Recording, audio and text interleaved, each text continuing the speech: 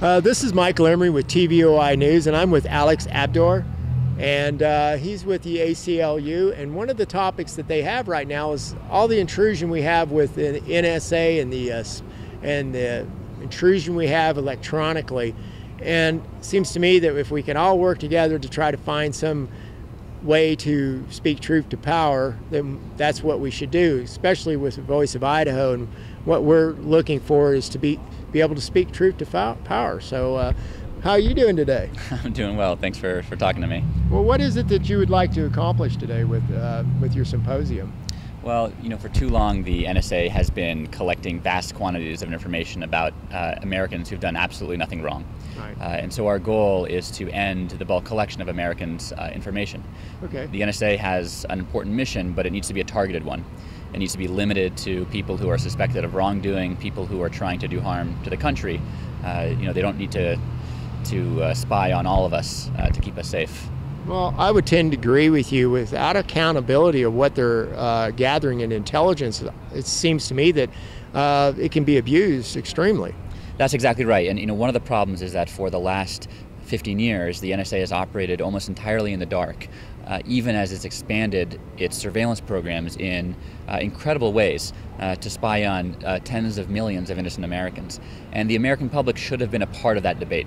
The switch that they made from targeted surveillance, which is what we all have come to be used to bulk surveillance or dragnet surveillance, is one that should have been debated publicly. It violates the Constitution, but even if it didn't, it needed to have been debated in public. A lot of what they did where they have authorization is that they were actually protecting individuals so that they wouldn't get in trouble. Look what happened to Nixon. One of the reasons that they tried to impeach him was because of he was spying on people. Well, now they can openly do it, and it seems to be it's just free reign. Well, whenever you have secret power exercised on the basis of secret legal interpretations, the system will protect the secrecy. And that's what we saw. That's what we've seen in the last 13, 14 years since September 11th, is that the NSA's powers have grown as the oversight has shrunk, and the result is a surveillance state that is dramatically out of step with what ordinary Americans expect from their government. And so that's what we're trying to reclaim. So what is it that you think that would be a positive way of challenging this or correcting it? Well, you can challenge it at any level. We're challenging it in court, we're challenging it in legislatures around the country, we're challenging it in Washington, D.C. And I think if ordinary Americans make their voices heard through the ballot box, through signing petitions, they can actually make a real difference. Call your senator, call your representative. It actually affects the way that they think about whether their constituency cares about these issues.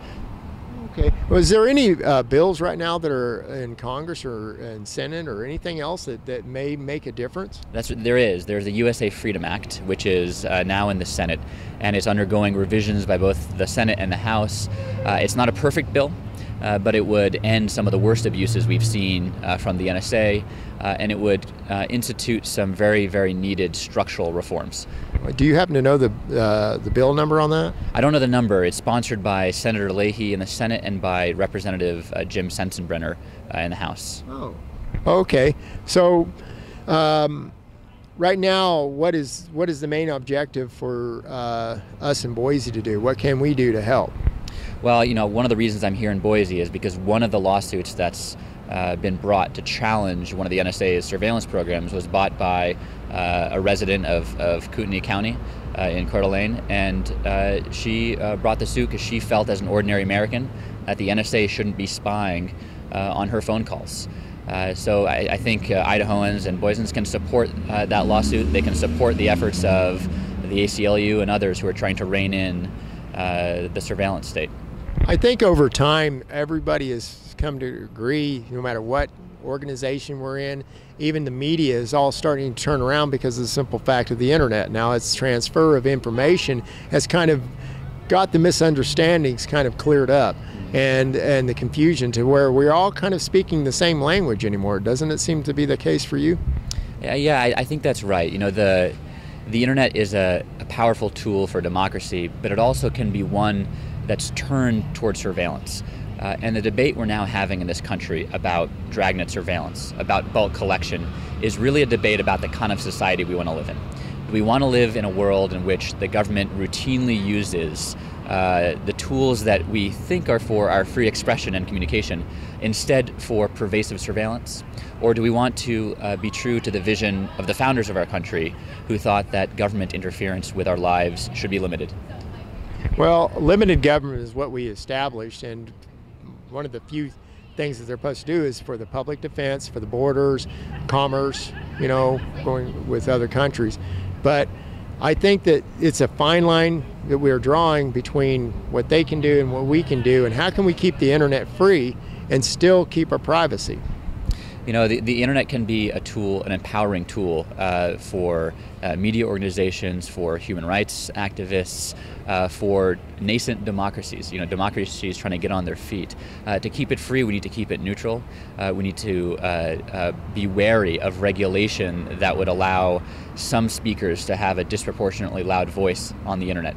And we also need to be careful about when we allow governments to turn the internet into a tool for surveillance. And this is not just a debate for the NSA, it's not just a debate for the United States.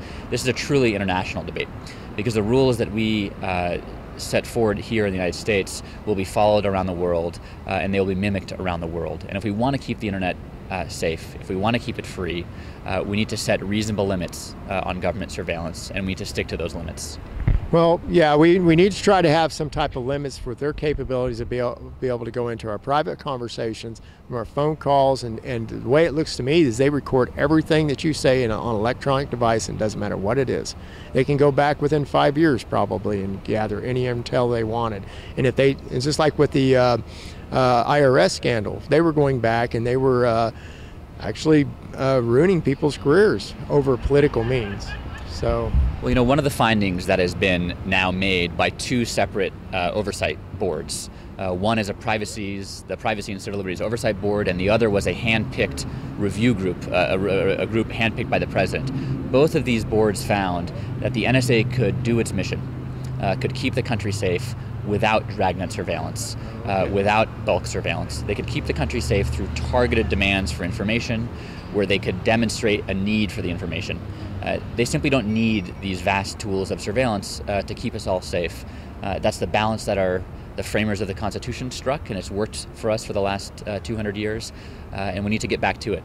Oh, I totally agree. It used to be a thing called a warrant, and that's how they used to be able to gain intelligence, to have enough information where it showed justification for some criminal act. They need to do investigation, and everybody can accept that. That's reasonable. But to just blindly go out and just take people's information, and then sometimes they can't even be held accountable for what their actions are. Sometimes the information ends up in somebody's hands where they get their banking information or whatever. So there's got to be some type of security measures for people that they can count on. I think accountability is essential.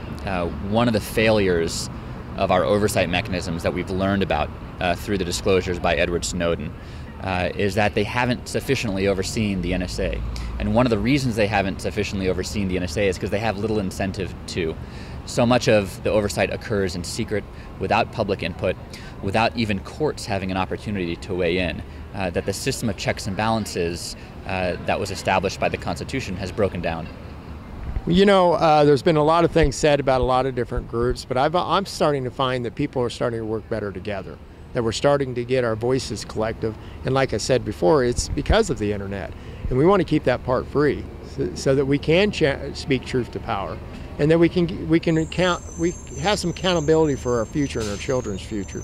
And I kind of like what you're doing, and I do appreciate you coming up here and doing this. Thanks so much for having me. I really appreciate it.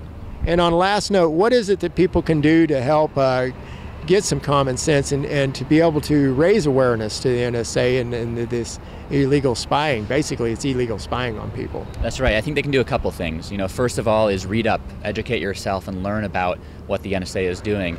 And the second is make your voices heard by absolutely calling your representatives, calling your senators. Let them know how you feel about NSA surveillance. Tell them that you support the efforts in Congress right now to rein in excessive surveillance. And when they hear the people's voices speaking, they'll respond.